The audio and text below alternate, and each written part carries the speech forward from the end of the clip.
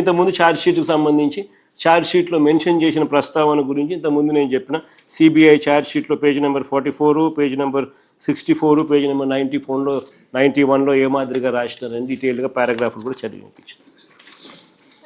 ఇప్పుడు నేను చెప్పండి, ఇప్పుడు ఈ డాక్యుమెంట్లు అన్నీ చూసినారు, ఇంత ఆధారాలు కనిపిస్తూ ఉన్నాయి.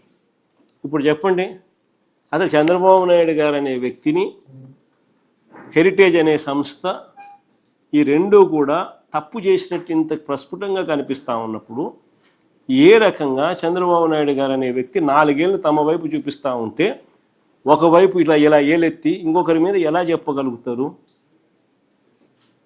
దేవునితో చంద్రబాబు నాయుడు గారు అబద్ధాలతో మోసాలతో దేవునితో చెలగాట మాట్లాడు. అందుకని దేవుడు బుద్ధి వచ్చేట్టుగా ముట్టకాయలు వేస్తూ ఉన్నాడు.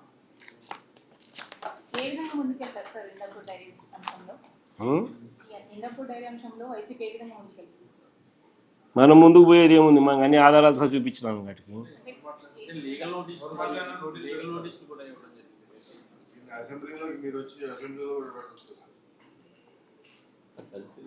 దీంతో పాటు ఈ లడ్డు ఇష్యూతో పాటు గతంలో వైఎస్ఆర్ ఉన్నప్పుడు కూడా 7 కొండలని 2 కొండలుగా మాట్లాడారు అని చెప్పి చంద్రబాబు పవన్ నంబర్ మాట్లాడారు.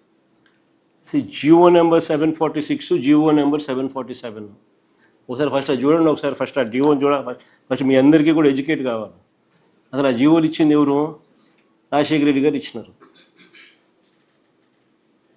ఆ జియోలు ఏంటి? టీటీడీని 7 కొండలుగా గుర్తించింది రాజశేఖర రెడ్డి గారు నాన్న.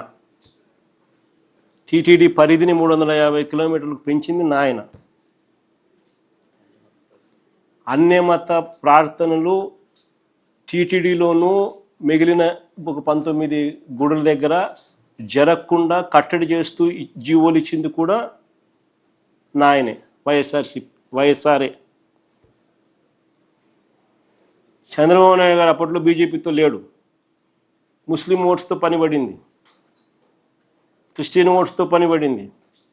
అప్పుడు ఇదే చంద్రబాబు నాయుడు గారు ఏమన్నా 2009లో 746 జివో 747 జివో వైఎస్ఆర్ గారు ఇచ్చినారు, మేము వచ్చినా క్యాన్సిల్ చేస్తామన్నాడు.